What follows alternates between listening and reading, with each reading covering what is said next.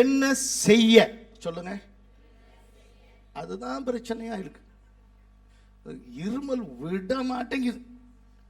நானும் டாக்டர்கிட்ட போறேன் ஒரு இருமலும் மாற மாட்டேங்குது. என்ன செய்யறது அப்படின்னு காலையில் ஆரம்பிச்சு இதுங்களை எழுப்பவே முடியல அப்படின்னு இது என்ன செய்யன்னு நீங்க கேட்டு இதை திருத்தவே முடியல அப்படின்னு இவங்க சொல்லி இந்த பிள்ளைக்கு கல்யாணம் வச்சிருக்கிறேன் என்ன பண்றதுன்னு தெரியல என்ன செய்யன்னு சொல்லி அப்புறம் சொல்லுங்க எடுத்ததுக்கெல்லாம் பையனை படிக்க வைக்கணும், அவனை என்ன செய்யறதுன்னு தெரியல, இவனுக்கு 2 பேரும் சண்டை போட்டுட்டு இருக்கிறான்னு என்ன செய்யறதுன்னு தெரியல, எங்கள் அப்பாவுக்கு உடம்பு தெரியல, போய் பார்க்குறேன், வீட்டில் இவ்வளோ வேலையும் பிரச்சனையும் இருக்குது, என்ன செய்யறதுன்னு தெரியல. இப்போ கூட உங்கள்கிட்ட வந்து மாட்டிட்டு இருக்கிறேன், என்ன செய்யறதுன்னு தெரியல. ஒவ்வொரு நாளும் இந்த வார்த்தை நம்முடைய வாழ்க்கையில் வந்து கொண்டிருக்கிறார்.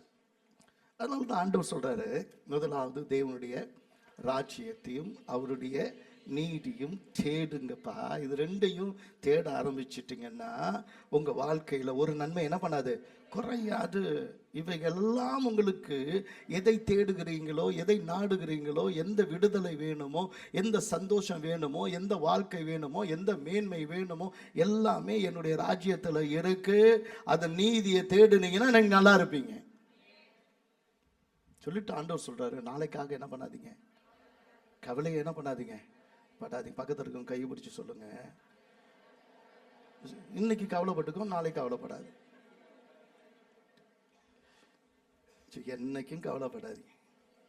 ஆண்டவர் சொல்றாரு மத்தேயு 6:34 நல்லா படிச்சு வாசிச்சு பாருங்க. ஆகையால் நாளைக்காக கவலைப்படாது இருங்கள். என்ன செய்ய என்பதே, காலையில் என்ன செய்கிறது, மத்தியானம் என்ன செய்கிறது, நைட்டு என்ன செய்கிறது, இது தானே திருப்பி அதே சாம்பார், அதே புளி குழம்பு, அதே மீன் குழம்பு, இது தானே திருப்பி காலையில் ஏந்திரிச்சோடனே உப்புமா தானே, அதுக்கு எதுக்கு என்ன செய்கிறது. மனுஷன் சாப்பிட்டா என்ன, சாப்பிடலன்னா என்ன, இதுக்கு உங்களுக்கு என்ன செய்கிறது. நீங்க உங்களுக்கு கவலையே கிடையாது. காலையில் போனீங்கன்னா ராத்திரி 12 மணிக்கு வந்தீங்கன்னா அப்புறமா ஏதோ இருக்கிறத சாப்பிட்டுட்டு கொரட்டை விட்டு தூங்குனீங்கன்னா உங்களுக்கு கவலையே கிடையாது. பாருங்க எவ்வளோ கவலையோடு எல்லாம் உட்காந்துருக்கிறேன். அது ஸ்தோத்திரம். உங்களுக்கும் 1000 கவலைகள். ஒவ்வொரு மனிதனுக்கும், மனிதனாய் பிறந்து விட்ட ஒவ்வொருவனுக்கும் கவலை ஒரே போராட்டம் தான். ஆனாலும் நம்ம வாழணும்னு விரும்புகிறோம். இன்னும் நம்ம சரி ஒரு அம்மா நேற்று கூட கேட்டேன், பரலோகத்தை யார் போறீங்கன்னா நான் போறேன் ரெடியா இருக்கிறாமா போலாமாமா அப்படின்னு, போறீங்களாமா அப்படின்னு கேட்டா. ஒரு நாள் கடவுள்கிட்ட போய் ஒரு பசுமாடு கேட்டு நின்றுச்சு. என்ன வந்திருக்கிற, இல்லை நான் நல்லா வாழணும்னு நினைக்கிறேன். சரி, நீ எவ்வளோ பேருக்கு உதவி பண்ணுற, பால் கொடுக்குற, நீ எவ்வளோ சந்தோஷமா இரு, ஒரு 60 வருஷம் இரு. ஐயோ இந்த உலகத்தில் அவ்வளோலாம் வாழ முடியாது, எனக்கு ஒரு 20 வருஷம் போதும். சரி 20 வருஷம் இருக்கும். அங்கே ஒரு குரங்கு வந்துச்சு.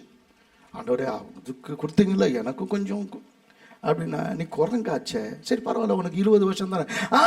எங்கேயோ பிடிச்சி தொங்குறதுக்கு எதுக்கு 20 வருஷம், 10 வருஷம் போகுதுன்னு நிஷாது. அப்போ பார்த்து ஒரு நாய் வந்துச்சு. அந்த நாயும் சொன்னிச்சு, எனக்கும் ஏதாவது கொஞ்சம் கொடுங்களேன். அப்போ உனக்கு 20 வருஷம் தரேன், போ நீ உனக்கு 20 வருஷம். இல்லை வேணாம், நாய் பாட்டா அதை பாடுபடுறேன், அதனால் என்ன வேணாம், எனக்கு இது வேணாம், எனக்கு 10 வருஷமே போதும் அப்படின்னு. அங்கேருந்து மனுஷன் வந்து நீ எதுக்கு நிற்கிற, எனக்கு ஆயுள் வேணும். அப்படியா, ஒரு 20 வருஷம் இருந்துக்க. 20 வருஷம் எப்படி பத்தும்? இல்லைப்பா, 20 வயசுக்குள்ளே தான் நீ சந்தோஷமாக இருக்கலாம், ஆடலாம், ஓடலாம், ஒடியாடலாம், என்ன பண்ணலாம், சந்தோஷமா இருக்கலாம். கட்டி கொடுத்தாங்கன்னா முடிஞ்சு போச்சு. இங்கேயும் கதை காலி, அங்கேயும் கதை காலி. அதனால எல்லாமே ரொம்ப கஷ்டம் அப்படின்னு சொல்லிட்டு கத்த சொல்லும்போது, இல்லை ஆண்டவரே, அந்த பசு வேணான்னு சொன்னிச்சுல்ல, அந்த 40 வருஷத்தை எனக்கு கொடுத்துருங்க. அப்புறம் அதே மாதிரி இந்த குரங்கு வேணான்னு சொன்னிச்சுல்ல, அந்த 10 வருஷத்தை எனக்கு கொடுத்துருங்க. 60 70 ஆயிடுச்சு. அப்புறம் அந்த நாய் வேணான்னு சொன்னிச்சுல்ல, அதையும் கொடுங்க. அப்போ 70 என்ன ஆயிடுச்சு, 80 வயசு ஆயிடுச்சு. அந்த வாங்கிட்டு வந்தானோ என்னமோ கதையில் அதுலேருந்து என்னன்னா 20 வயசு வரைக்கும் எப்படியோ ஆடி ஓடி தேடி நல்ல சந்தோஷமாக இருக்கிற மனுஷன் அடுத்த 40 வருஷத்தில் எல்லா பக்கமும் சேர்ந்து கறந்துடுறாங்க. மிச்ச மீதி இல்லாமல் உடம்புல ஒன்றும் இல்லாமல் கறந்து, அது மீதி இருக்கிற இடத்துல ஏதாவது ஒரு மூலையில் உக்காந்துக்கிட்டு குரங்க மாதிரி பார்த்துக்கிட்டு எது என்ன பண்ணுதுன்னு அது பிடிச்சிருக்கிறதுலையே தொங்கிக்கிட்டு, இவன் செய்ய சரியில்லை அவன் செய்கிறது சரியில்லை அப்படின்னு சொல்லி இந்த பார்வை பார்த்துக்கிட்டு, ஒரு நாள் இங்கே பிரச்சனைனா அந்த மகன் வீட்டுக்கு, அங்கே பிரச்சனைனா அந்த மகன் வீட்டுக்கு, இப்படியே தாவியே வாழ்க்கை ஓடுது சிலருக்கு. அப்படி பண்ணிட்டு இருக்கும்போது கடைசியாக 70லேருந்து 80 வரைக்கும் இதெல்லாம் வளர்ந்தது. எல்லாம் வளர்ந்து அது பாட்டுக்கு வெளியே போயிடுது. அந்த வீட்டை காக்கிறதுக்கு நல்ல உரிமையோடு அங்கே இருக்கிற 70லேருந்து 80 வரைக்கும் எல்லாம் என்ன பண்ணுது? ஏதோ சொன்னால் ஏதாவது வம்பாயிருப்போம். உங்களுக்கு நல்லா புரியுதுன்னு நினைக்கிறேன். கர்த்தருக்கு ஸ்தோத்திரம். ஆனால் அது வாழ்க்கை இல்லை, அது வாழ்க்கை இல்லை. கர்த்தர் என்ன சொல், கர்த்தரை நம்பி வாழ்கிற, அவரை உறுதியாய் பற்றி கொண்ட மனதை உடையவன் அவரையே நம்பி இருக்கிறபடியினால் எந்த சூழ்நிலையிலும் பூர்ண சமாதானத்தோடு கர்த்தர் நம்மை காத்து கொள்ள வல்லவராயிருக்கிறார். அல்லேலூயா, அல்லேலூயா. ஒரு இரவு பயங்கர இடியும் மின்னலும். வெளிநாட்டில் பிள்ளைங்களை பக்கத்தில் போட்டு படுக்க மாட்டாங்க, அது தனியாக ஒரு ரூமில் விட்டுருவாங்க. ஒரு 4 வயசு தனியாக தூங்கிட்டு இருக்கு ஒரு சின்ன பாப்பா. அப்படி பாப்பா தூங்கிட்டு இருக்கும்போது இடி மின்னலோன்னே ரொம்ப அவசரப்பட்டு ஓடி வர பிள்ளை பாவம் பயப்படுவா. போய் பாவம் ஓடி பார்த்தா இருட்டு, எங்கன்னு தெரியல. திடீர்னு ஒரு மின்னல். அந்த மின்னலில் பார்த்தா இந்த பாப்பா அந்த பொண்ணு ஒரு ஜன்னலுக்கு முன்னாடி அழகாக சிரிச்சுக்கிட்டு கையை கட்டிக்கிட்டு அப்படி போஸ் கொடுத்துட்டு இருக்குது. என்னம்மா பண்ணிட்டு இருக்கிற அப்படின்னு சொன்னானே, எங்கள் சண்டேஸ் கிளாஸ் டீச்சர் சொன்னாங்க, கர்த்தர் எப்பொழுதும் நம்மோடையே இருக்கிறான்னு. நான் ராத்திரியே ஏசப்பாட்ட சொன்னேன், ராத்திரி என்னோட கூட என்ன பண்ணுங்க துணையாக இருக்கணும். திடீர்னு ஏசப்பாவை பார்த்தா அவர் என்ன பண்ணுறாரு, ஃபோட்டோ எடுத்துட்டு இருக்கிறாரு. ஃப்ளாஷ் லைட் அடிச்சு என்ன காட்டுறாரு. எப்படி எந்த இடியும் மின்னலும் கூட கர்த்தர் உன்னோடு கூட இருந்தா நீ பயப்பட வேண்டிய அவசியம் உனக்கு இல்லை. நம்பு, சந்தோஷமா உன்னால இருக்க முடியும். கவனிங்க, மனிதன் இந்த உலகத்தில் வந்த போது எந்த மதத்தையும் சேர்ந்தவனாக இல்லை. ஒண்ணுதான் இருந்தது, அவருடைய அன்பின் ராஜ்யம். அந்த அன்பின் ராஜ்யத்தில் அவனுக்கு இருந்த ஒரே ஒரு வேலை, நான் கர்த்தருக்கு பிரியமாய் வாழ்வது எப்படி. அந்த வாழ்க்கையில குறைவே இல்லை. அந்த இடத்துக்கே பேர் ஏதேன். அந்த இடத்துக்கு அர்த்தம் சந்தோஷம், மகிழ்ச்சி. பொண்ணும் மணியும் நவரத்தன கற்கள் முதற்கொண்டு அவனுக்கு காலுக்கு கீழே தான் இருந்தது. நதிகள் அவனுக்காக ஓடினது, மரங்கள் அவனுக்காக கனிகள் கொடுத்தது. இயற்கை சூழ்நிலைகள் அப்படியே, ஒரு மழை இல்லை, இடி இல்லை, முழுதுமாக அது குளிர்ச்சியான ஒரு சூழ்நிலை இருந்தது. கட்டடங்கள் இல்லை, தொழிற்சாலைகள் இல்லை, இந்த உலகத்தை கெடுக்கிற எதுவும் இல்லை. அது நடுவிலே ஒரு குருவி பாடலுடைய சத்தம் கேட்டு அது என்ன பாடுகிறது என்று தெரிகிற அளவுக்கு புத்தி மனிதனுக்குள் இருந்தது. ஒரு எறும்புக்கு பசிக்குதா இல்லையான்னு கூட தெரிகிற அளவுக்கு அவைகளை பராமரிக்கிற ஒரு காரியம் அவனுக்குள் இருந்தது. ஒவ்வொரு மிருகத்தோடும் கூட, ஒவ்வொரு பறவைகளோடும் கூட, இயற்கையோடு கூட, காற்றோடு கூட, மலையோடு கூட, இன்னும் அவைகள் இருக்கிற காரியங்களை பார்த்து வியந்து அவைகள் சொல்லுகிற இயற்கையினுடைய ரசிப்பிலே, இயற்கையினுடைய அழகிலே தன்னை மறந்து படைத்தவரை நினைத்து, படைத்தவரோடு பழகி, படைத்தவரோடு உலாவி வருகிற அந்த வாழ்க்கையில என்னைக்குமே குறையில்லை. அந்த ஏதேன் தான் இன்னைக்கு விசுவாசிக்கிறவனுக்கு தேவனுடைய ராஜ்யமாய் கொடுக்கப்படுகிறது. இயேசு சொன்னார், மனம் திரும்புங்கள், பரலோக ராஜ்யம் உங்கள் நடுவிலே இருக்கிறது. அல்லேலூயா, கர்த்தருக்கு ஸ்தோத்திரம். என் ராஜ்யம் ஒரு ராஜ்யம். அந்த ராஜ்யம் என்னுடைய செல்வாக்கின் எல்லை. ஒரு வீட்டுக்குள்ளே இருக்கிற வாழ்க்கை அல்ல. என்னுடைய எல்லைகள் பெரிதாக கர்த்தர் மாற்றுகிறார். ஒரு மனிதனுடைய பெயரை அவங்க அப்பா வேற மாதிரி, அம்மா வேற மாதிரி வச்சிட்டாங்க. ஆனாலும் கூட அந்த மனிதன், ஆண்டவரே நீர் என் எல்லைகளை பெரிதாக்கும் ஜெபிச்சான். கர்த்தருடைய கரம் என்னோடு கூட இருக்க வேண்டும் என்று நினைச்சான். கர்த்தர் என்னை ஆசீர்வதிக்கணும்னு ஜெபிச்சான். தேவன் அவனுடைய ஜெபத்தை கேட்டார், அவனை ஆசீர்வதித்தார். அவன் பேர் என்னது?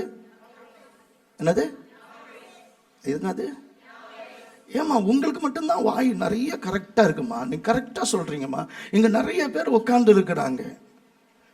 சண்டே கிளாஸ் பொண்ணு திடீர்னு ஓடி வந்து அம்மா கிட்ட சொன்னுச்சு, அம்மா அம்மா நான் எனக்கு மனுஷனை எப்படி கடவுள் படைச்சான்னு எனக்கு சண்டே கிளாஸ் சொல்லி கொடுத்தாங்க அப்படின்னு. என்ன சொல்லி கொடுத்தாங்க?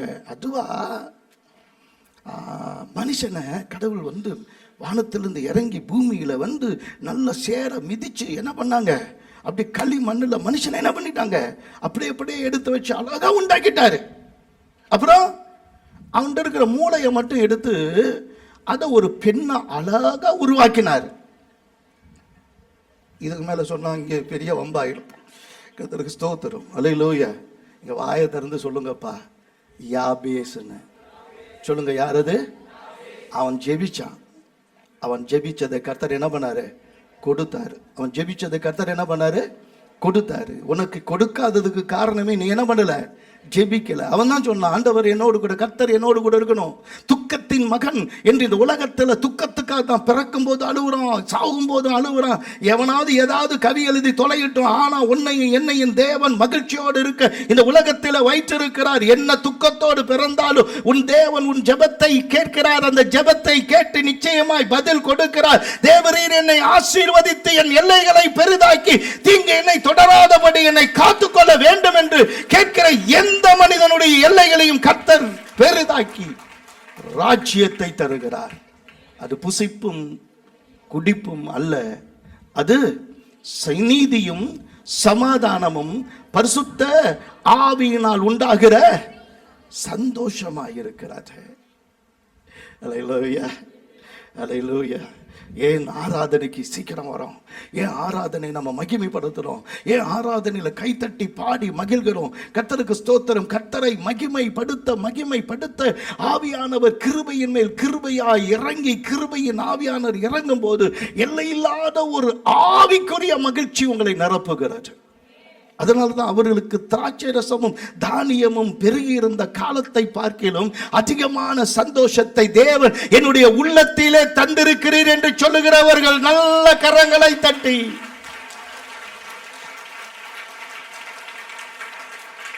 அவருடைய ராஜ்யம் என்பது அவருடைய திட்டங்களை செயல்படுத்துவது. நம்முடைய எண்ணங்களை விட அவருடைய எண்ணங்களும் திட்டங்களும் அதிகம். ஒரு தாய் தகப்பன் நினைக்கிறதை விட கர்த்தர் உன்னை குறித்த உயர்வான எண்ணத்தை வைத்திருக்கிறார். அதான் பூமியை பார்க்கிலும் வானங்கள் எவ்வளவு உயரமாய் இருக்கிறதோ அவ்வளவாய் உன்னை குறித்த நோக்கமும் அவ்வளவு உயரமாய் இருக்கிறது. ஆமென். யாருக்கும் ஒண்ணு தெரியாது. யாருக்கும் நீ யாருன்னு தெரியவே தெரியாது. உனக்கே நீ யாருன்னு தெரியாது. உனக்குள்ள என்ன இருக்குன்னு உனக்கு தெரியாது. அந்த பொட்டன்ஷியல் பத்தி தெரியாது. உள்ள என்ன வல்லமை இருக்குன்னு தெரியாது.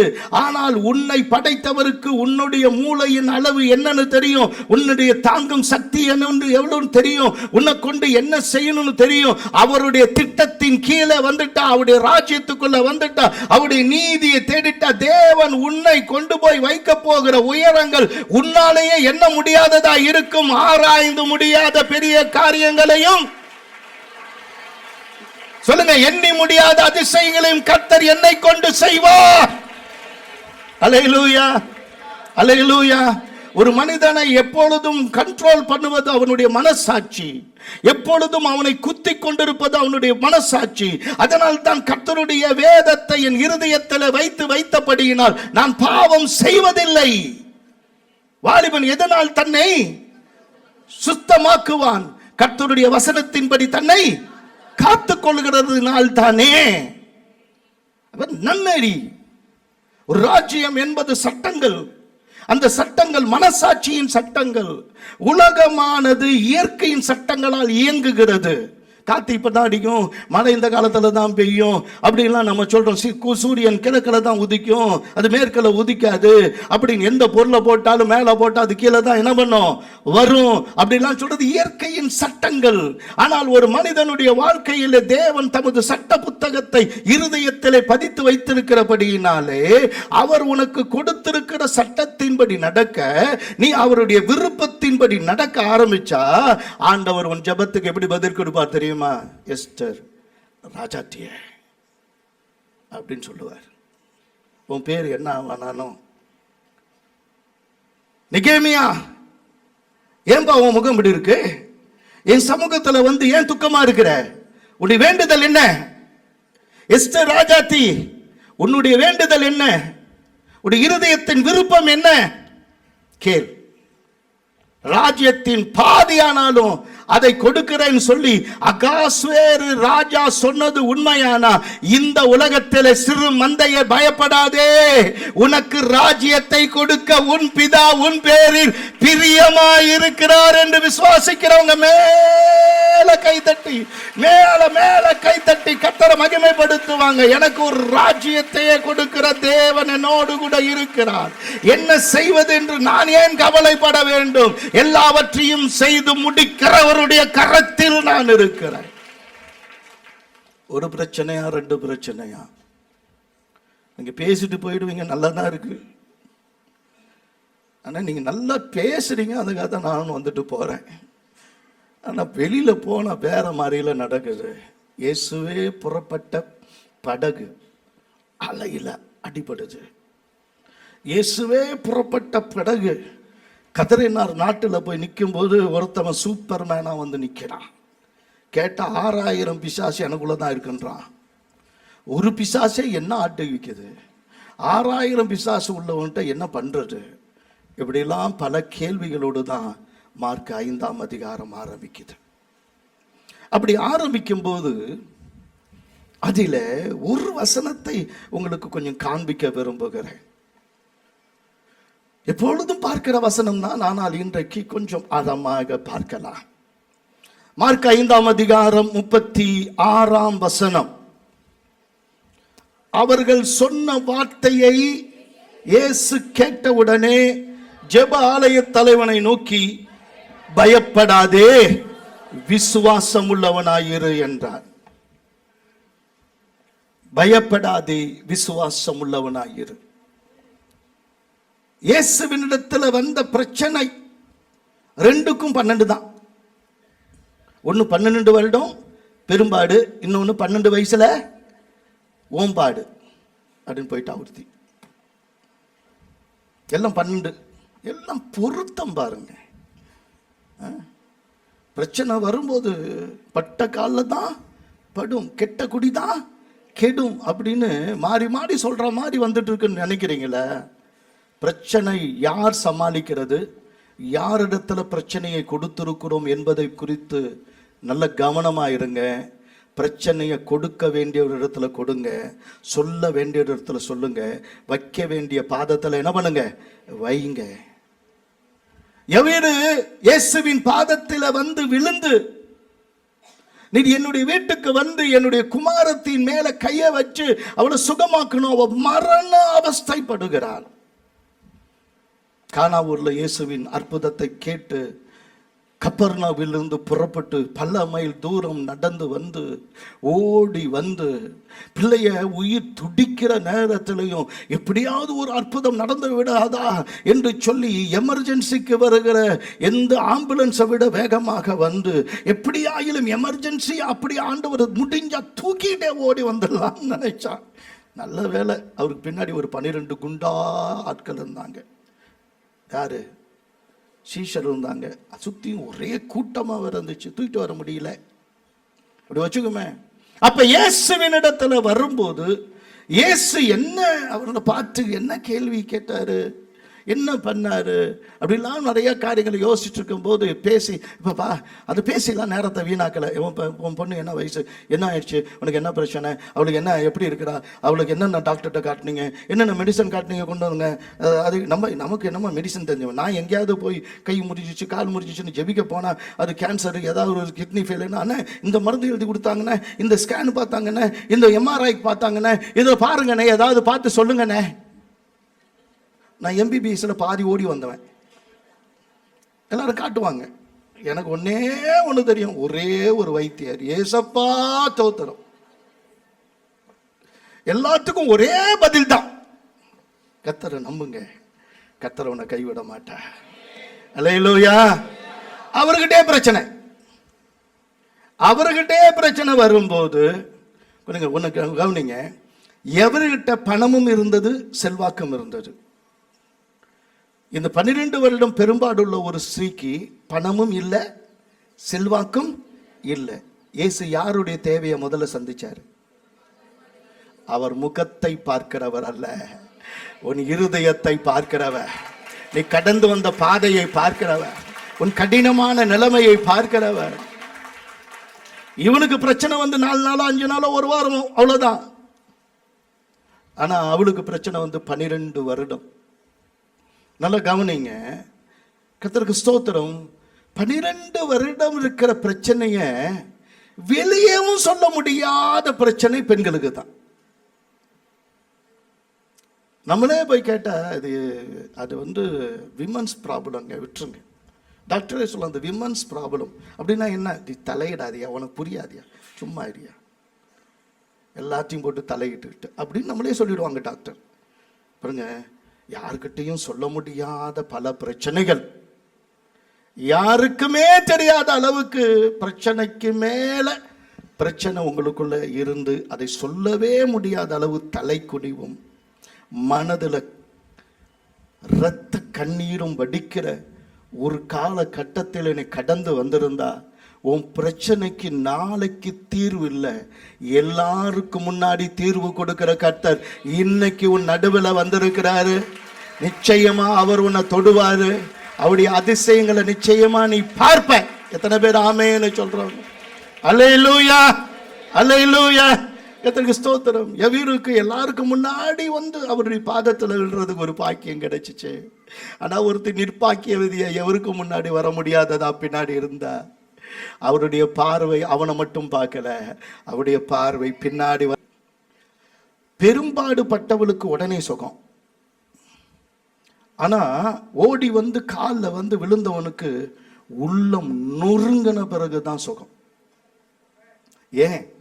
உள்ளம் உடைந்தவனுக்கு தான் கர்த்தர் அருகிலேயே இருக்கிறார். ஏன் அந்த காரியம் நடந்தது? உங்க வாழ்க்கையில எப்பயும் அப்படியே அசால்ட்டா போயிட்டு இருக்கிறீங்க, ஆனா ஒரு நாள் ஒட்டையும் உள்ளம். கடவுள் எங்கன்னு உனக்கு தெரியாது, கடவுள் தேடுறது கிடையாது, கடவுளுக்காக நிக்கிற காலங்கள் கிடையாது. கர்த்தர் இருந்தா என்ன இல்லைன்னா ஞாயிற்றுக்கிழமை ஏதோ திருவிருந்து வந்துட்டோம், இன்னைக்கு திருவிருந்து வருகிற இதே கூட்டம் அடுத்த வாரம் இருக்காது என்பதை நான் அறிவிக்கிறேன். ஏனென்றால் இதில் பாதி பேர் பிரியாணி தின்ன போய் விடுவார்கள். அதனாலே கர்த்தர் ஒரு நாள் வச்சிருக்கிறாருப்பா ஆப்பு. அது என்ன ஆப்புன்னு எனக்கு தெரியாது, அது டீப் சீயா இருக்கலாம், அது என்ன ஒரு ஆப்புன்னு தெரியாது. அந்த ஆப்பை அடிச்சுட்டான்னா உள்ள என்ன பண்ணும், உடஞ்சிடும். ஏன்னா ஒரு செய்தி கூட நல்ல செய்தியா வராது. வந்து சொல்றாங்க எவரு பிரைஸ் தி லார்ட் பாஸ்டர் இல்ல, போயிட்டாயா, போயிட்டா. எப்படி எப்படி செய்தி? ஒழுங்கா கர்த்தரை தேடுனா பிழைப்பீங்க. அல்லேலூயா. அவ பெரிய பாஸ்டரா இருந்தாலும் உள்ளம் உடஞ்சிச்சு, நொறுங்கி போயிடுச்சு. அப்பதான் கர்த்தர் சொல்றாரு, அப்பா உன் கண்ணுக்கு முன்னாடி தான் ஒரு அற்புதத்தை பார்த்துட்டு இருக்கிற. இன்னும் 12 வருடம் பெரும்பாடு பட்டவ ஒரு செகண்ட்ல சுகமாக்கினது உண்மையானா, நான் தான் உயிர் தெழுதலும் ஜீவனுமா இருக்கிறேன். காலம் கடந்து போகவில்லை. காலங்கள் என்பது உனக்கும் எனக்கும் தான். கர்த்தருக்கு காலம் இல்லை, நேரம் இல்லை, இடம் இல்லை. அவருக்கு எதிரானது எதுவும் இல்லை. கர்த்தரால் கூடாதது எதுவும் இல்லை என்று சொல்லுகிறவர்கள்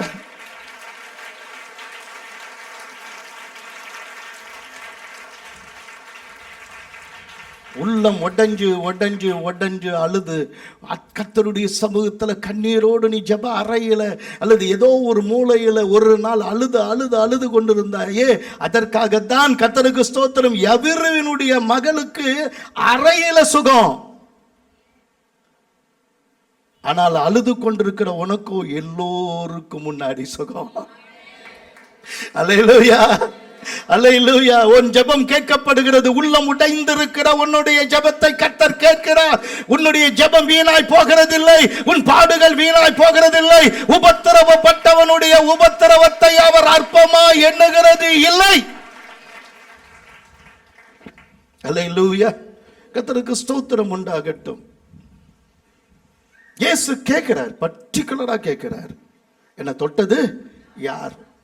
பேதுருவே வந்து சொல்றான், இவ்வளவு கூட்டம் நெருக்கிறாங்களா ஐயா, இவ்வளவு கூட்டம் நெருக்கும் போது இல்லை என்ன தொட்டது யாருன்னு கேட்கறதுக்கே கேலியா இல்லை?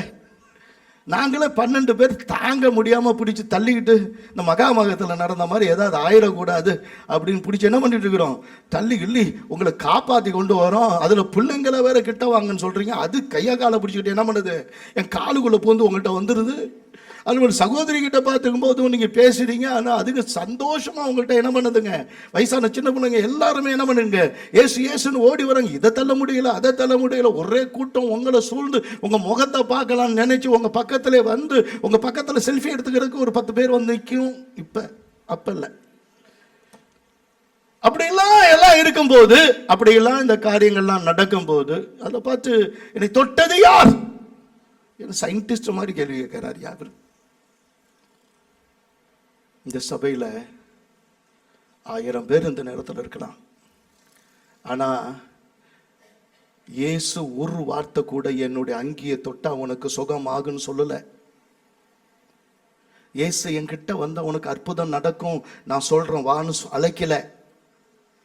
நான் இந்த வீதியில வருவேன், அந்த நேரத்தில் உன்னை நிச்சயமா பார்ப்பேன், உன் நடுவில் வந்து உனக்காக ஜெபிப்பேன்னு சொல்லல. உனக்காக ஜெபிப்பேன், நீ ஒரு அற்புதத்தை பெற்றுக்கொள்வேன்னு சொல்லல.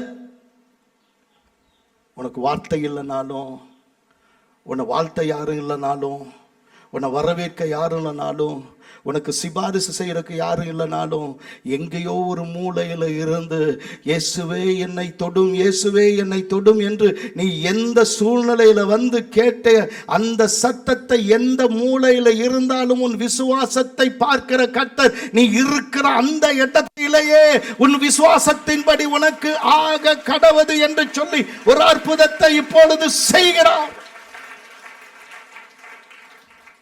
சுகத்தை பெற்றுக்கொள்வதற்கு சபையோ ஒரு கூட்டமோ ஒரு சுகத்தை பிரசங்கிக்கிற பிரசங்கியோ தேவையில்லை. உன் விசுவாசம். கர்த்தருக்கு மகிமை உண்டாகட்டும். யார் என்னை தொட்டது?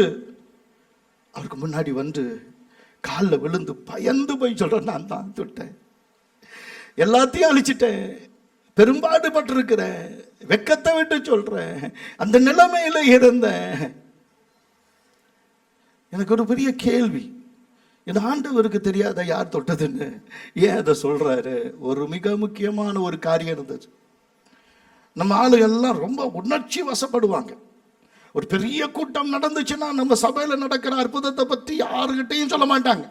ஆனால் அந்த மேடையில் போய் என்னுடைய கேன்சர் குணமாயிடுச்சு, என்னுடைய கிட்னி ஃபெயிலியர் உடனே சரியாயிடுச்சு, எனக்கு ப்ரெஷர் போயிடுச்சு, என்னுடைய டயபெட்டிக் போயிடுச்சு, இப்போ நான் சுகமாயிட்டேன், அந்த குதிக்கும், கிளவி கூட குதிக்கும். எல்லாம் ஒரு உற்சாகம் தான், மேடை உற்சாகம் தான். நான் வந்தவங்களை கேட்பேன், கேன்சர் குணமாயிடுச்சுன்னு சொன்னீங்க, எங்கேயாவது டாக்டர் சர்டிஃபிகேட் இருக்கா அதுக்கு? ஏன் அடுத்த நாள் செக் பண்ணிட்டு சொல்ல வேண்டியதானே?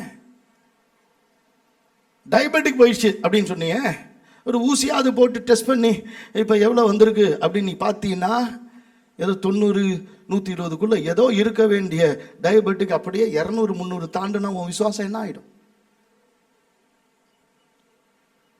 சுகத்தை கொடுக்க இயேசு வரல, நீ என்னன்னைக்கும் சுகமா இருக்கிறதற்கு உனக்கு விசுவாசத்தை கொடுத்திருக்கிறார். அல்லேலூயா. மேடைய பார்த்து இல்லை. சில சமயம் நம்ம பெரிய பெரிய போதகர்களை பார்த்து பெரிய பெரிய ஆளுமை நம்ம நம்பி ஏமாந்துடுறோம்.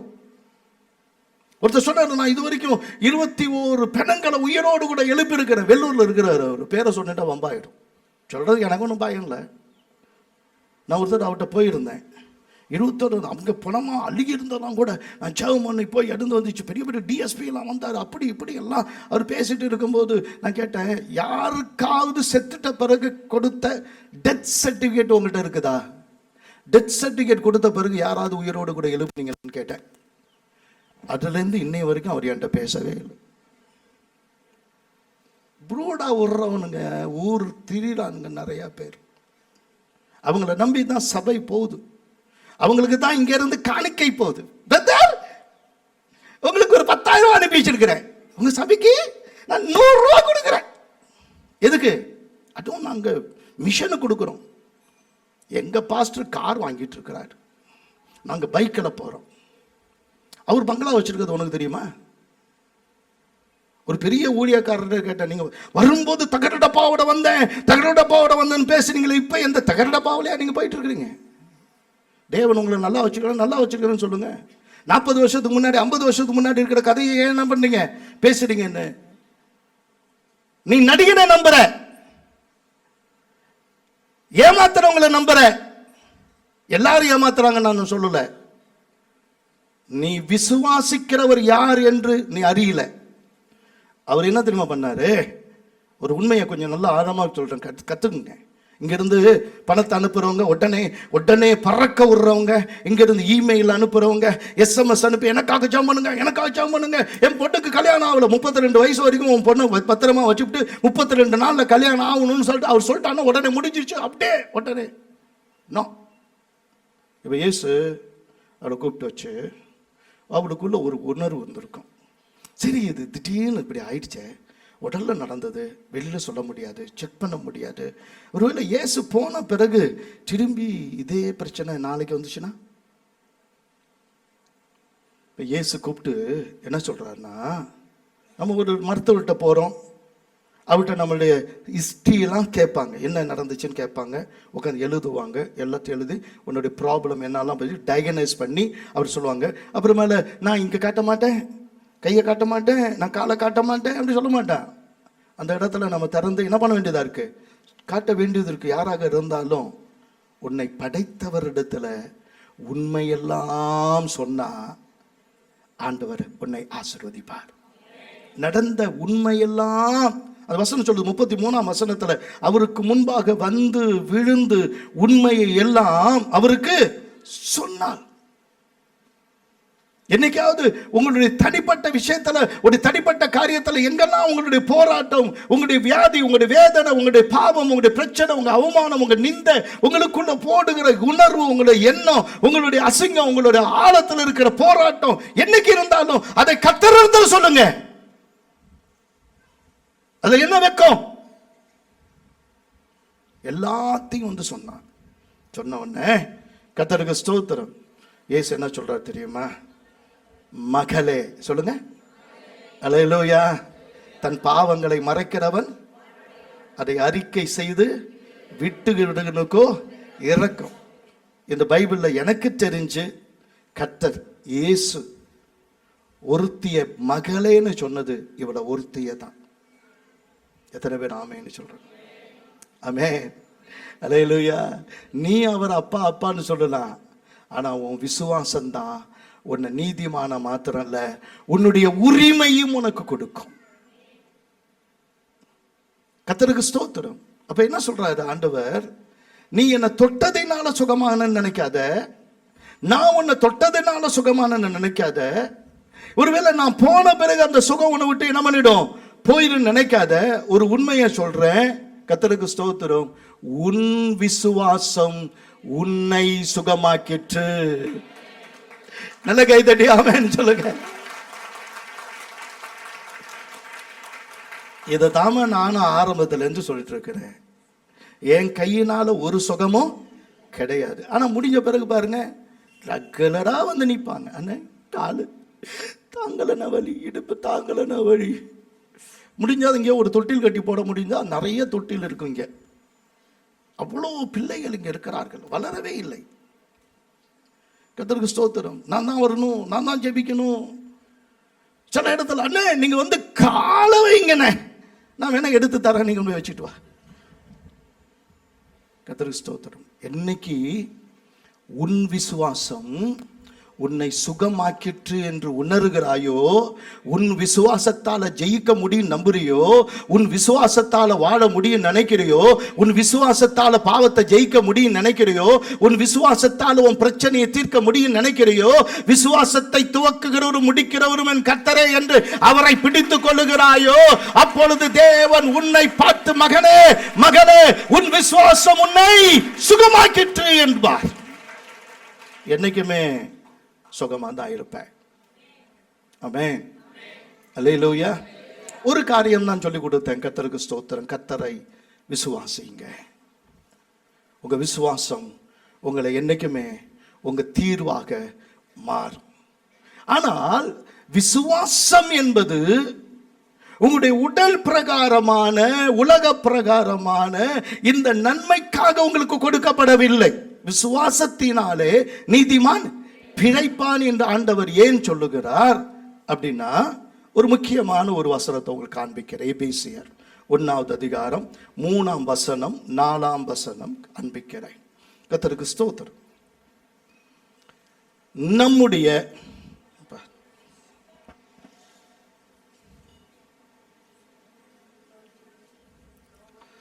நம்முடைய கர்த்தராகிய இயேசு கிறிஸ்துவின் பிதாவாகிய தேவனுக்கு ஸ்தோத்திரம். அவர் கிறிஸ்துவுக்குள், சொல்லுங்க, உன்னதங்களிலே ஆவிக்குரிய சகல ஆசீர்வாதத்தினாலும் நம்மை ஆசீர்வதித்திருக்கிறார். இந்த உலக பிரகாரமான ஆசீர்வாதம், அவளுக்கு திராட்சை ரசமும் அவர்களுக்கு தானியமும் பெருகியிருந்த காலத்தை பார்க்கிலும் அதிக சந்தோஷத்தை என் உள்ளத்திலே தந்திருக்கிறேன் என்று சொல்லுகிறார். அத்திமரம் துளிர் விடாமல் போனாலும், ஆட்டு மந்தை இல்லாமல் போனாலும், கிடையில மாடு இல்லாமல் போனாலும், ஒலிவு மர பலன்கள் இல்லாமல் போனாலும், நீ போனாலும் நான் போனாலும் கவலைப்படாது.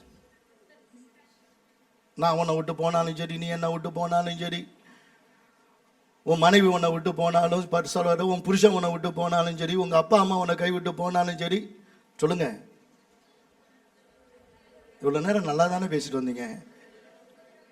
நான் கர்த்தருக்குள் என் ரட்சிப்பின் தேவனுக்குள், நல்ல கைதட்டி ஆமென்னு சொல்லுங்க. அதனால தான் வசனம் சொல்லுது, நிறைய பேர் சரீர பிரகாரமான நன்மையை தேடி வந்த ஆயிரமான பேர் சரீர பிரகாரமான நன்மையை பெற்றாங்க. ஆனா அவங்க கர்த்தருடைய பிள்ளையா இன்னைக்கு இல்ல. சுகம் பெற்றது எத்தனை பேர் தெரியுமா? 10 பேரு. இயேசுவினிடத்துல வந்து சுகமான குஷ்டரோகிங்க ஒரே நேரத்துல 10 பேரு. அதுல நன்றியா வந்து நின்னது எத்தனை பேரு? அந்த ஒண்ணு தான் நீங்களும் நானும். ஆமென் சொல்றங்க. நீங்களும் போய்விட மனதா இருக்கிறீர்களோ?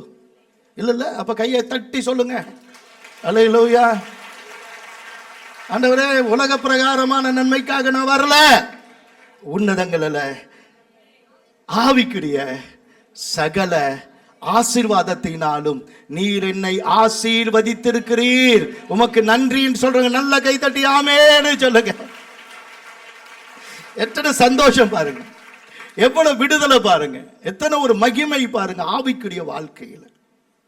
தமக்கு முன்பாக நாம் அன்பில், 4 வசனம் சொல்லுது, தமக்கு முன்பாக நாம் அன்பில் பரிசுத்தம் உள்ளவர்களும் குற்றம் இல்லாதவர்களுமாய் இருப்பதற்கு. இப்ப பரிசுத்தம் உள்ளவர் மட்டும் இல்ல, என்னைக்கும் என்னை குற்றப்படுத்த முடியாத அளவுக்கு என் வாழ்க்கை பரிசுத்தமாகிறதற்கு அவர் உலக தோற்றத்துக்கு முன்னே கிறிஸ்துவுக்குள் நம்மை தெரிந்து கொண்டார். உயிர் எங்க இருந்து ஆரம்பிக்குது? உயிர் எங்க போகுது? வசனம் சொல்லுது, நீதிமொழிகள் 20:27 மனுஷனுடைய நீதிமொழிகள் 20வது அதிகாரம் 27ஆம் வசனத்துல மனுஷனுடைய ஆவி கர்த்தர் தந்த தீபமா இருக்கு, அது உள்ளத்தில் உள்ளவைகள் எல்லாம் ஆராய்ந்து பார்க்கும். ஏன் உனக்குள்ள ஒரு ஆவி கொடுக்கப்பட்டிருக்கு? உள்ள ஒரு ஆராய்ச்சி வேணும் உனக்கு. உயிர் எங்கிருந்து வந்துச்சு? என் உயிர் எங்கிருந்து வந்துச்சோ அவர்தான் எனக்கு உயிர் கொடுத்தவர் தான் என் தெய்வம். எனக்காக உயிர் கொடுத்தவர் தான் என் தெய்வம். எனக்கு உயிர் கொடுத்தவர் தான் என் தெய்வம். ஏன் மற்றவங்களுக்கு போய் சுவிசேஷம் சொல்றோம்? என்னை படைத்தவர் தான் என் தெய்வம், எனக்காக உயிரையே கொடுத்தவர் தான் என் தெய்வம். ஒரு பாறை இன்னொரு கல்ல கூழாங்கல்ல பெத்தெடுக்காது. ஒரு மண்ணு இன்னொரு மண்ணை தந்துடாது. ஒரு கல்லு இன்னொரு கல்லை என்ன பண்ணாது? பெற்றெடுக்காது. ஒரு உயிர் தான் இன்னொரு உயிரை என்ன பண்ண முடியும்? உண்டாக்க முடியும். ஒரு எறும்பு தான் ஒரு எறும்பை என்ன பண்ண முடியும்? கொடுக்க முடியும். உயிர் கொடுக்க முடியும். உயிர் கொடுக்கல, அதன் உயிர் வரும். இந்த உயிர் எப்ப தோன்றுச்சு? உலக தோற்றத்துக்கு முன்னாடி நீ எங்க இருந்த? அதுதான் சொல்றார் கர்த்தர் அந்த வசனத்துல. நாம அவருடைய அன்பில் பரிசுத்தம் உள்ளவர்களும் குற்றமில்லாதவருமாய் இருப்பதற்கு அவர் உலக தோற்றத்துக்கு முன்பதாகவே கிறிஸ்துக்குள் நம்மை தெரிந்து கொண்டார். நீங்களும் நானும் நேத்து பிறந்தவங்க இல்ல. உலக தோற்றத்துக்கு முன்பதாகவே தேவன் தெரிந்து கொண்டதினால்தான் நீங்களும் நானும் ரட்சிக்கப்பட்டு இன்றைக்கு ரட்சிக்கப்பட்டவர்கள் கூட்டத்தில் இருக்கிறோம் என்று விசுவாசிக்கிறவர்கள் நல்ல கரங்களை தட்டி ஆமென்னு சொல்லுங்க. ஒரு மனுஷனுக்கு உயிர் எங்க போகுது அப்படின்னு தெரியாது. என்ன சொல்லுவாங்க? என்ன பாச்சு? அங்கிருந்து நேரா போய் ஒருத்தர் வீட்டில் போயிருங்க, சார் இருக்கிறாரா? சார் இல்லைங்க, போயிட்டாருங்க. ஆபீஸ்க்கு போயிட்டாரா? என்ன தம்பி இப்படி சொல்ற? போயிட்டாருங்க. எங்க போனாரு? போயிட்டாருங்க. அப்படின்னா என்ன அர்த்தம்? அவங்க எங்க போனாருன்னு யாருக்கும் சொல்லிட்டும் போல. ஏன்னா அவருக்கும் தெரியல. கர்த்தருக்கு ஸ்தோத்திரம். ஆண்டவர் சொல்றாரு, இது என்னுடைய சரீரம், இது என்னுடைய ரத்தம். இதை புசிக்கிறவனுக்கு நித்திய ஜீவன் இருக்கு. இதுல என்ன இருக்கு? நித்திய ஜீவன் இருக்கு. நல்லா கவனிங்க. கொஞ்சம் கொஞ்சம் கொஞ்சம் நல்லா நல்லா அப்படி உட்காருங்க. என்ன கவனிங்க. நீங்க ஒன்றும் எழுதலாம் வேணாம், கொஞ்சம் கவனிச்சுக்கினா மட்டும்தான் கொஞ்சம் புரியும். ஏன்னா லூக்கா 22:15 வாசிக்கிறவங்க வாசிங்க, இல்லைன்னா என்ன கவனிங்க. அப்பொழுது அவர் அவர்களை நோக்கி, நான் பாடுபடுகிறதற்கு முன்னே உங்களுடனே கூட இந்த பஸ்காவை புசிக்க மிகவும் ஆசையாய் இருந்தேன். இது பேர் பஸ்கா. பஸ்கானா பாஸ் ஓவர். எப்ப பாஸ் ஓவர் ஆனுச்சு அப்படின்னா 400 வருடம் அடிமைத்தனத்தில் இருந்த அந்த எபிரேயர்கள் ஒரே ராத்திரியில அவர்கள் புறப்பட்டு வெளியே விடுதலையாகி வந்தாங்க. இது உன்னுடைய விடுதலை. இதுல உன் விடுதலை பயணம் இருக்கு. இதுல நீ சந்திக்க வேண்டிய, நீ சாதிக்க வேண்டிய, நீ சுதந்திரிக்க வேண்டிய கானான் இருக்கு. பாலும் தேனும் ஓடுகிற தேசத்தை நீ சுதந்திரிக்க வேண்டிய ஜீவன் இருக்கு. நாங்க வெறும் அப்பம். ஆமா, இது வெறும் அப்பம், இன்னும் புளிக்காத ஒரு அப்பம். நான் ரொம்ப சாதாரணமா என் கையில எடுத்து வச்சிருக்கிறேன். ஆனா இயேசு இது ரொம்ப, அவரு ரொம்ப உங்க இதை புசிக்கிறதுக்கு நான் ரொம்ப ஆசையா இருந்தேன். பைபிள்ல எங்கேயாவது இயேசு ரொம்ப எனக்கு சாப்பாடு, எனக்கு சிக்கன் ரொம்ப ஆசை, எனக்கு மட்டன் எனக்கு ரொம்ப ஆசை, நீ ஒன்றை பார்த்தா எனக்கு ஆசை, நான் வெளிநாடு போகணுன்னு எனக்கு ஆசை, எனக்கு உள்நாட்டிலே சுற்றி வரணும்னா எனக்கு ஆசை, எனக்கு புடவை ஆசை, எனக்கு துணிமணி ஆசை, எனக்கு நகை ஆசை, ஒரு ஆசையும் இல்லை. ஒன்னே ஒன்றுதான் ஆசைப்பட்டிருக்கிறார். எது? இந்த நாள். நீங்களும் நானும் சாதாரணமாக இந்த நாளுக்குள்ள வரல. இந்த நாளில் ஆசையா இருந்தேன்.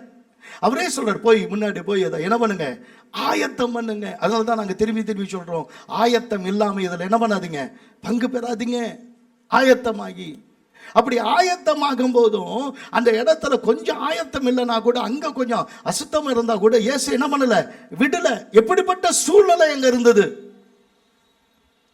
எல்லாரும் 12 பேரும் நல்ல கம்மலெல்லாம் விரிச்சு எல்லாம் ஆயத்தம் பண்ணப்பட்டு இருக்கிற அந்த அறையில் அவங்க விருந்து வர்றதுக்கு வந்துட்டாங்க.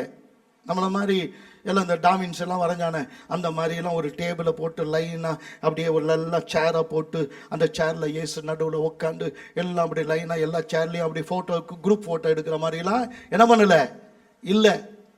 இன்றைக்கி யூதர்கள் என்ன பண்ணுவாங்க, ஒரு ரவுண்டு டேபிள் போட்டிருப்பாங்க, அதை சுற்றி என்ன பண்ணுவாங்க, கீழே படுத்துக்குவாங்க. நான் எழுந்திருக்க முடியாது, அதனால தான் சரி அப்படி கீழே படுத்துக்கிட்டு ஒரு பக்கம் அப்படி தலையை ஊனிக்கிட்டு இன்னொரு கையால் அப்படி எடுத்து தான் சாப்பிடுவாங்க.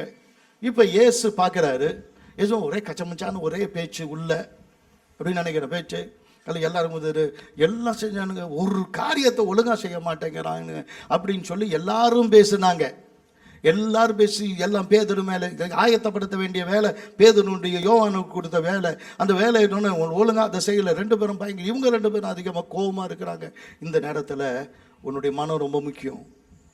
நீ கோபமாக இருக்கக்கூடாது, நீ உன்னை தாழ்த்த வேண்டிய இடம். அந்த இடத்துல இயேசு கிறிஸ்து என்ன செய்யணும் அப்படின்னு சொல்லும்போது, என் இயேசு வந்தார்.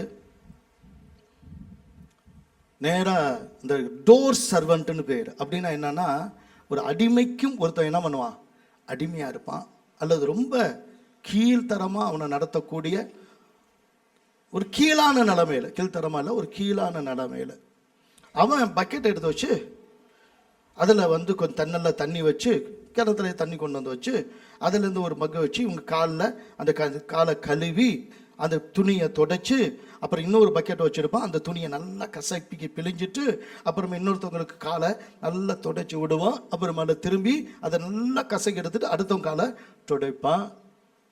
இயேசு வந்தார், இவங்களெல்லாம் பார்த்துட்டு நேராக அவர் வெளியில் போனார். அவர் 2 பக்கெட்டு தண்ணி என்ன பண்ணார், எடுத்தார், கொண்டு வந்து வச்சார். அந்த முக்காலியை போட்டு உட்காந்துக்கிட்டாரு. அவரே அங்கேயே இழுத்துட்டு அந்த சட்டையெல்லாம் கழட்டி இப்படி போட்டு அப்படி மேலே என்ன பண்ணிட்டாரு, ஒரு துண்டை எடுத்து இடுப்பில் கட்டிக்கிட்டு உட்காந்துட்டு, வாப்பா எல்லாம் கொஞ்சம் லைன் இல்லைங்க, அங்கே உள்ளே போய் கண்ணாபண்ணான்னு உட்காந்துருக்கிறீங்கப்பா.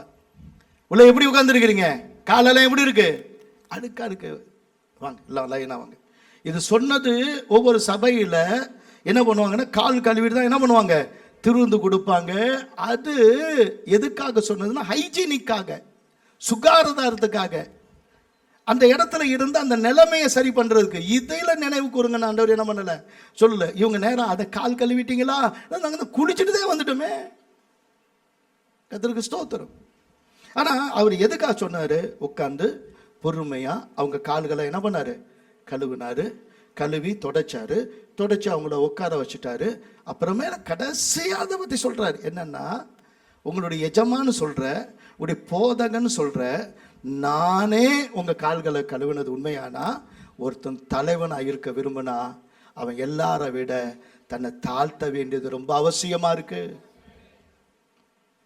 ஒரு சடங்குல ஆண்டவர் சொல்லல, எந்த சடங்கை குறித்தும் கர்த்தர் பேசல.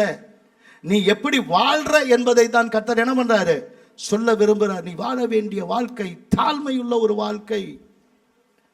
சபையில வரும், மற்றவங்க மேல ஒரு ஃபேனை போட்டு வச்சிருக்கிறாங்களா, ஒரு லைட்டை போட்டு வச்சிருக்கிறாங்களா, அங்க ஒரு குப்பை கிடக்குது, இங்க குப்பை கிடக்குது, சொல்றதுக்கு எத்தனையோ பேர் இருக்கிறாங்க. ஆனா தாழ்மையுள்ளவனை தான் கர்த்தர் பார்க்கிறார். பெருமையுள்ளவனுக்கு கர்த்தர் எதிர்த்து. இங்கேருந்து போகும்போது ஒரு நாள் நான் பின்னாடி பாத்ரூம்ல நிற்கிறேன். அந்த பக்கத்தில் 2 வயசானவங்க போடுற சண்டை, என்ன பண்ணிருக்கேன், என்ன அசிங்கம் பண்ணிருக்குது, இந்த திட்டு அந்த திட்டு இல்லை. நான் உள்ள உட்கார முடியல, இந்த பக்கமே போக முடியல. 2 திட்டு. அம்மா, ஒரு பக்கெட் தண்ணி ஊற்றிட்டா ஏன் இன்னொருத்தவங்களை சபையில் திட்டுறீங்கம்மா, வெளியில் போய் திட்டலாமான்னு கேட்குறாங்க. ஏன் இந்த இங்கேருந்து உங்கள் சண்டையை ஆரம்பிக்கிறீங்க, ஏன் உங்களை தாழ்த்த தெரியல? எல்லாரும் சாப்பாடு தட்டு சாப்பிட்ட பிறகு ஏன் ஒரு 4 பேருக்கு அந்த தட்டை எடுத்து போய் கழுவி வச்சா என்ன ஆகிடும்? ஃபேனெல்லாம் ஓடுது, யாரு கட்ட போறா, யாருடைய காசு? போகும்போது எல்லாத்தையும் எடுத்து வச்சுட்டு நான் சுத்தம் பண்ணிட்டு நான் போறேன் அப்படின்னு ஒன்று நீ தாழ்த்த ஆரம்பிக்கும் போது தானே தேவன் உன்னை உயர்த்த ஆரம்பிப்பாரு. எத்தனை பேர் புரியுது? எத்தனை பேர் புரியுது? அல்லேலூயா. வீட்லேயும் அதே செய்யுங்க. வெளியிலையும் அதே செய்யுங்க. சில சமயம் கல்யாண மண்டபத்தில் நான் போகும்போது அங்கே சாப்பிட்டுட்டு எல்லாம் அடைச்சிருக்கும், எல்லாம் திட்டிட்டு போவான். நான் கையை விட்டு என்ன பண்ணுவேன், ஒரு வெள்ளரில் விட்டு எல்லாத்தையும் எடுப்பேன். கொஞ்ச நேரத்தை சரியாகும். யாரை பற்றி எனக்கு என்ன இருக்குது, சட்டை இழுத்தனா நான் போட்டு போயிட்டு இருப்பேன். எனக்கு தெரியும் ஒரு நல்ல பாஸ்டர் இப்போ இறந்துட்டார், பவுலோஸ்னு பேர். அவர் காலையில் நீங்கள் அவங்க ஏதோ ஒரு மீட்டிங்னா அந்த மீட்டிங்கில் போய் அங்கே போய் நின்னீங்கன்னா அந்த காலை கடைக்கு போனால் அந்த டாய்லெட்லாம் அவ்வளோ சுத்தமாக இருக்கும். யார் செஞ்சது? அவர் தான் தலைமை பாஸ்டர். நைட்டோடு நைட்டு எல்லா டாய்லெட்டும் கழுவி வைப்பார். அவர் பையன் இஸ்ரேல் ஒரு பையன். நான் போன தடவை மீட்டிங் போகிறேன், என் செருப்பை காணோம். என்னென்னு தேடி பார்த்தா உட்காந்து எல்லாருடைய செருப்பையும் துடைக்கிறான். எல்லாரும் மீட்டிங்கில் உட்காந்துருக்கிறாங்க, என்ன தம்பி என்ன செய்கிற அப்படின்னா, பரிசுத்தவான்களுடைய செருப்பை துடைச்சா தேவன் என்னை எவ்வளோ ஆசீர்வதிப்பார். எனக்கு அது பாக்கியம் அண்ணன் பாஸ்டர், எனக்கு அது பாக்கியம். போகும்போது உங்கள் செருப்பை பார்த்து போட்டு போங்க. அல்லேலூயா, கர்த்தருக்கு ஸ்தோத்திரம். சரி, இப்போ முக்கியமான காரியங்களை வரப்போகிறோம். கர்த்தருக்கு ஸ்தோத்திரம். நல்ல கவனி. அதே லூக்கா 22வது அதிகாரத்தில் எத்தனையோ அப்பம் இருக்கு. ஒரு அப்பத்தை எடுத்திருக்கிறேன், ஒருவேளை மேலே இருந்ததுனால. 19ஆம் வசனம் சொல்லுது, எல்லாரும் கொஞ்சம் நல்லா கவனிங்க. பின்பு அவர் அப்பத்தை எடுத்து ஸ்தோத்திரம் பண்ணி அதை பிட்டு அவளுக்கு கொடுத்து, இது உங்களுக்காக கொடுக்கப்படுகிற என்னுடைய சரீரமாக இருக்கிறது, என்னை நினைவு கூறும்படி. இதை இல்லை, இதில் நான் இருக்கிறேன்னு என்ன பண்ணலை சொல்லலை. இதை பிக்கும் போது என்னதான் பிக்கிறீங்கன்னு சொல்லலை. இது என்னை நினைவு கூறும்படி. என்ன நினைவு கூறும்படி? ஆங்கிலத்தில் சொன்னது he took the bread. the bread அப்படின்னா என்ன அர்த்தம்னா, மோசேயின் காலத்திலிருந்து ஒரு அப்பம். அவங்களுக்கு நிறைய அப்பம் இருக்கும், ஒரு 8 அப்பமாவது அங்கே வச்சிருப்பாங்க. அதில் ஒரு ஆடு, சுடப்பட்ட ஒரு ஆடு, கசப்பான காய்கறி அல்லது கசப்பான கீரை, ஒரு முட்டை, புதிய வாழ்வின் அடையாள முட்டை, அவள் வெளிச்சம் தருகிற ஒரு மெழுகுவர்த்தி எல்லாம் இருக்கும். எல்லாரும் உட்காந்து அவங்கவுங்களுக்கு என்னது ஒரு பிளேட் வச்சு தனித்தனியாக சாப்பாடு கொடுக்க மாட்டாங்க. ஒரு இதில் ஃபுல்லாகவே ரொட்டினா ஃபுல்லாகவே ரொட்டி இருக்கும், இன்னொரு இதில் அப்படியே அந்த மட்டன் அப்படியே இருக்கும், அப்புறமேல அந்த காய்கறிகள் தனியாக ஒரு பிளேட்டில் இருக்கும். இப்படி எல்லாமே இருக்கும். அவங்கவுங்க வந்து அவங்கவுங்களுக்கு வேண்டியதை எடுத்து என்ன பண்ணலாம், சாப்பிட்டு அங்கேயே உட்காந்துடலாம். எல்லாருக்கும் சரி சமமாக பகிர்ந்தெல்லாம் கொடுக்கலாம். அவங்க விருப்பப்படி எல்லாருமே என்ன வந்து சாப்பிடலாம். அப்போ அந்த இடத்துல இயேசு வந்த உடனே அந்த இடத்துல மட்டன் எல்லாமே இருந்துச்சு. ஆனால் இயேசு அந்த பிரெட்டை எடுத்தார். அந்த பிரெட் என்பது என்னன்னா, இது மாதிரி அந்த தகப்பன் அந்த வீட்டில் யார் நடத்துகிறாங்களோ, அது வருஷத்துக்கு ஒரு தடவை பஸ்கா பண்டிகை வீட்டில் வச்சு நடத்துவாங்க. அப்போ அந்த பண்டிகையில் ஒவ்வொரு வீட்டிலும் நடக்கும். அப்போ ஒரு அப்பத்தை எடுத்து ஒரு துணியில், இது மாதிரி வெள்ளை துணியில் வச்சு அதை நல்லா சுற்றி, வெள்ளை துணியில் தான் பண்ணுவாங்க, நல்லா சுற்றி அதை யாரும் தொடக்கூடாதுன்னு அதை கொண்டு போய் யாருக்கும் தெரியாத இடத்துல, என்ன மாதிரி சேரில் வைக்கல, யாருக்கும் தெரியாத இடத்துல வச்சிருவாங்க. இது 2000 வருஷமா மூசையின் காலத்துல இருந்து அந்த பழக்கம். ஏன் அப்படின்னா, மெசியா தன்னை அர்ப்பணிக்க வருவாரு, அவருடைய நினைவாக அந்த பிரெட் அங்க இருக்கும். மீதி தான் அவங்க மற்றவங்களை பிட்டு கொடுப்பாங்க, அதை யாரும் தொடவே மாட்டாங்க. இப்ப இயேசு என்ன சொல்லிட்டாருன்னா, இதை தொடல. ஏன் ஆசையா இருந்தாருன்னா, அவர் வந்தாரு, இதை எடுத்தாரு, திறந்தாரு இல்லைன்னா கவனிங்க, அப்பத்தை எடுத்தாரு, திரும்பியும் சுத்தினாரு, அழகா என்ன பண்ணிட்டாரு, அப்படியே வச்சாரு. வச்சுட்டு இந்த பிரெட் எடுத்து சொல்றாரு, அத உங்களுக்காக கொடுக்கப்படுகிற என்னுடைய சரீரம். சொல்லுங்க, என்ன உங்களுக்காக கொடுக்கப்படுகிற என் சரீரம். இப்போ நம்மள மாதிரி பிட்டு அப்படி கொடுக்கல, அதை பிச்சு. இந்த பக்கத்தில் யார் இருந்தா சொல்லுங்க, யோவான் இருந்தாரு. அப்ப இந்த பக்கத்தில் யார் இருந்தா? இல்லை, யூதாஸ் இஸ்காரியோத். முக்கியமான பதவியில், அதை எதுனாலும் அவருடைய தேவைகளை சந்திக்கிற அந்த இடத்துல யூதாஸ் இருக்கிறான், அவன் கையில் தான் கொடுத்தார். இந்த கையில் யோவான் கையில் தான் கொடுத்தார். அப்போ பேதுரு எங்கே இருந்திருக்கணும்? அவர் தான் முதன்மையாக இருப்பார், முதல்ல அங்கே இருந்தார்.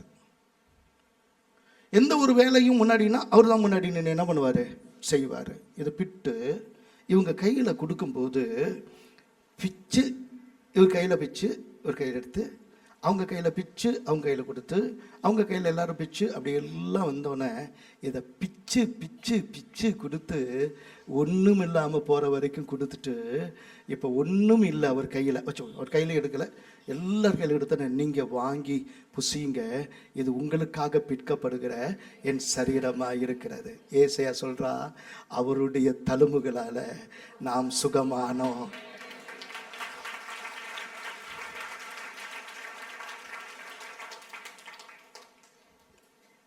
பிச்சு பிச்சு பிச்சு அவருடைய சரீரத்தை பிச்சு கொடுத்தார். நீ சுகமா இருக்க வேண்டும் என்பது அவருடைய விருப்பம். எந்த நேரத்தில் பஸ்கா ஆட்டுக்குட்டி பலியிடப்படுமோ அந்த நேரத்தில் பலியிட்டது தான் அந்த நேரம். லட்சக்கணக்கான ஆடுகள் எருசலேமில் பஸ்கா நேரத்தில் தங்கள் குடும்பங்களுக்காக அடிக்கப்படுகிற நேரத்தில் இரத்தமா எல்லா இடத்துல இருக்கும்போது ஒரு ஏழை குடும்பம் கூட என்னால் இதை கொடுக்க முடியல, ஒரு பலி கொடுக்க முடியலன்னு நிற்கக்கூடாது. அங்கே அந்த பலிக்கான ஏராளமான காசை கொடுத்து ஏமாறக்கூடாது. ஒரு மிருகம் ஏன் அடிக்கப்பட வேண்டும்? ஏன் ஒரு பறவை அடிக்கப்பட வேண்டும்? ஏன் ஒரு காளை அடிக்கப்பட வேண்டும்? எல்லா மனுஷருடைய பாவ மன்னிப்புக்காக சிந்தப்படுகிறது ரத்தம். என் ரத்தத்தை விட உயர்ந்தது எதுவுமே இல்லை. எனவே இதை பீத்து பீத்து பீத்து கொடுக்கும் போது என் முழு ரத்தத்தையும் நான் கொடுத்து இந்த சபையை என் ரத்தத்தினாலே மூடுகிறேன். அல்லேலூயா, அல்லேலூயா. இந்த பிக்கும் போது மேலிருந்து கீழாக அந்த திரைச்சீலை என்ன பண்ணுச்சு? ஏன் பெண்கள் உள்ள வர முடியாது? சிறு பிள்ளைகள் உள்ள வர முடியாது, அடிமைகள் உள்ள வர முடியாது, புறஜாதிகள் உள்ள வர முடியாது. மகா பரிசுத்த ஸ்தலத்துல பிரதான ஆசாரியர் மட்டும்தான் வருஷத்துக்கு ஒரு தடவை என்ன பண்ண முடியும்? நுழைய முடியும். அப்பா நினைச்சாரு, இதை பிடிக்கிறதன் மூலமாக இந்த சரீரத்தை பிச்சு பிச்சு கொடுக்கிறதுக்கு முன்னாக என் பிள்ளைங்க வெளியில நிற்க கூடாது, எந்த பாவி என்ற பெயர்ல நிற்க கூடாது, ஒரு பெண் என்ற பெயர்ல இருக்கக்கூடாது, ஒரு புறஜாதி என்ற காரியத்தில் இருக்கக்கூடாது. என் பிள்ளைகளை, உங்களுக்கு எனக்கு எந்த தடையும் இல்லை, என்னிடத்துல வாருங்க என்பதற்காக அதை பீத்து பீத்து பீத்து கொடுத்தார். இந்த சரீரத்தை பீத்து கொடுக்கும் போது எந்த உணவிலும் உயிர் இல்லை. நல்லா நினைச்சுங்க, எந்த உணவிலும் உயிர் இல்லை, ஆனா இதுல ஜீவன் இருக்கு. அதனால தான் ஒரு நாள் மரித்தோர் என் சத்தத்தை கேட்கும் காலம் வரும். நாம் எதுக்காக காத்திருக்கிறோம்? ஒரு நாள் கடைசி காலம் தொனிக்கும். எப்படி உங்களுக்கு தெரியும்? மரித்தோர்கள் உயிரோடு கூட எப்படி எழுந்து வருவாங்க? அந்த துணி தான் சாட்சி. அங்க வச்சுட்டு வந்த அந்த துணி தான் சாட்சி. பேதுருவும் யோவானும் ஓடி போறாங்க. எப்படி அந்த துணியை அவர் எடுத்து மீண்டும் சுத்தி வச்சாரோ அதே மாதிரி துணி இருக்கு, உள்ள அப்பம் இல்லை. ஒன்னையும் என்னையும் வச்ச துணி இருக்குதோ பெட்டி இருக்குதோ இருக்காது, தெரியாது. கர்த்தருக்கு ஸ்தோத்திரம். ஆனா உள்ள நீயும் நானும் இருக்க மாட்டோம். அந்த அப்பம் உயிரோடு கூட எழுந்து அது ஜீவ அப்பமாய் மாறினது போல தேவனாகிய கர்த்தர் உன்னையும் என்னையும் ஜீவனுள்ளவர்களாய் எழும்ப பண்ணுவார். அந்தபடி அவர் பாத்திரத்தையும் எடுத்தார். ஏன் இந்த பாத்திரம்? அந்த பாத்திரம், அந்த இடத்துல வசனம் சொல்லுது, ஹீப்ரூல சொல்லப்பட்டிருக்கு, அந்த பாத்திரம் 2000 வருஷங்களாக மோசையின் காலம் முதல் எந்த குடும்பத்திலே எந்தெந்த குடும்பத்திலே இந்த பஸ்கா சொல்லும் போதும் அம்மாவோ அப்பாவோ சொல்லுவாங்க, ஏய் அங்க ஒரு 4 பாத்திரம் இருக்கும், அதில் ஒரு பாத்திரம் கவிழ்க்கப்பட்டிருக்கும், அது முற்றிலும் வெள்ளி, அவ்வளவு அழகான பாத்திரமாக இருக்கும். எல்லா யூதர்களுடைய குடும்பத்திலும் அந்த பாத்திரம் இருக்கும். அந்த பாத்திரத்தை யாரும் என்ன பண்ண மாட்டாங்க, அதை எடுக்க மாட்டாங்க. அது அது அப்படி அதை என்ன பண்ணிருக்கும், கவிழ்க்கப்பட்டிருக்கும். ஏன்பா அதை கவிழ்த்து வச்சிருக்கிறீங்க? இது மெசியாவுடையது. அவருடைய ரத்தத்தினால தான் மீட்பு. அவரால் தான் என்னது மீட்பு. அதனால அந்த ரத்தம் அது அடையாளம். அவர் வந்து தான் அதை எடுக்க முடியும். எந்த மனுஷனை என்ன பண்ணக்கூடாது, அதை எடுக்கக்கூடாது. முடிஞ்ச பிறகு எல்லா பாத்திரமும் வேற, இது இந்த வெள்ளியான பாத்திரம் வேற ஒரு இடத்துல கட்டி வச்சிருவாங்க. அடுத்த வருஷம் தான் அதை என்ன பண்ணுவாங்க, எடுப்பாங்க. அவ்வளோ முக்கியமாக வச்சிருப்பாங்க. வெள்ளி ஆத்தும மீட்புக்காக கொடுக்கப்படுகிறது. என் இயேசு 30 வெள்ளிக்காசுல கிரயமாக்க கொள்ளப்பட்டார். அவருடைய ரத்தம். அவர் சொல்றாரு, அந்த வசனத்தை கொஞ்சம் வாசிச்சிங்கன்னா ஆச்சரியமா இருக்கும் அந்த வசனம். கர்த்தருக்கு ஸ்தோத்திரம். 22 லூக்கா 22:17-18 அவர் பாத்திரத்தை எடுத்து ஸ்தோத்திரம் பண்ணி, நீங்கள் இதை வாங்கி உங்களுக்குள்ளே பங்கிட்டு கொள்ளுங்கள். சொல்லுங்க, இதை வாங்கி உங்களுக்குள்ளே பங்கிட்டு கொள்ளுங்கள். இந்த பாத்திரம் அப்படியே போனுச்சு. எல்லாரும் குடிச்சாங்க. எல்லாம் பயந்து நடுங்கி, யாரும் குடிக்கல. 2000 வருஷமா மோசே முதற்கொண்டு ஆரோன் முதற்கொண்டு அல்ல அந்த நாட்கள்ல இருந்து இன்னைய வரைக்கும் எந்த பிரதான ஆசாரியும் கூட என்ன பண்ணதில்ல, தொட்டாத பாத்திரத்தை இவர் தொட்டு எல்லாருக்கும் கொடுத்துட்டு அவர் கையில திரும்பி அந்த பாத்திரம் என்ன பண்ணுது, வருது.